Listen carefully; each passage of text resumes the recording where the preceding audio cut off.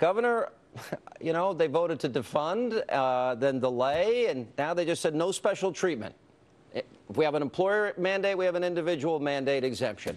And by the way, we don't subsidize Congress and not the rest of the country. And then nothing. What's your reaction?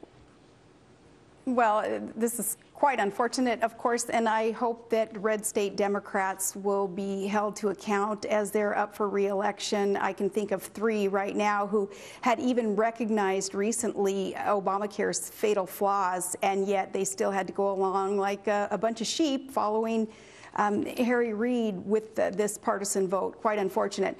Now, all this hysteria anyway, Sean, over a partial government shutdown is exactly that. It's hysteria. There isn't going to be an actual government shutdown as long as we prioritize funding for those most important functions of our federal government. I can't believe that Harry Reid stood there on the Senate floor and said that Republicans don't believe in government. Now, we don't believe in burdensome, intrusive, unconstitutional government. We believe in government fulfilling its proper role, which is a whole nother story. Well, in each case, they funded the entire government except for Obamacare, and now they watered it down to a 1-year delay in the individual mandate and the exemption for Congress. What is your reaction to how the Republicans have handled this, Governor?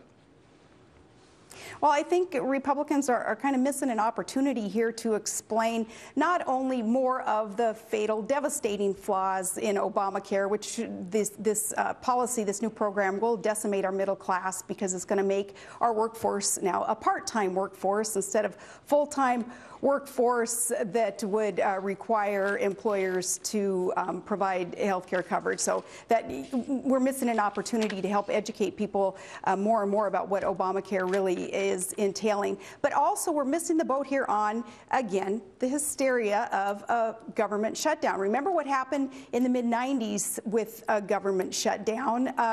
As you humorously reminded your radio audience today, you said, well, last time, you know, Bill Clinton hooked up with Monica. That's one thing that happened during the last shutdown. But also during the shutdown, Sean, what did we see? We saw the GOP actually gain seats. We retained the majority in the House and gained 2 Senate seats. We also saw welfare reform enacted during that period afterwards. And we also saw, finally, a balanced budget that a deal was struck there. So there are some good things that can come out of making our federal government as irrelevant, productively irrelevant in our lives as possible. We can do that through educating the public during an opportunity like this of some kind of partial government shutdown. All right, Governor, one thing I'd like to see, and we'll get to this when we get back, I'd like to see Republicans stop negotiating with themselves. Also, when we come back, I want to ask you about what you think is going to happen next and what you would advise the leadership in the House to do next.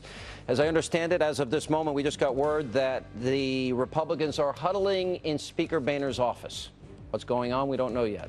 We're going to have more with Governor Palin after the break as we continue to monitor Capitol Hill, the looming government shutdown. We are now 2 hours, 15 minutes, and 54 to 1 second away. Straight ahead.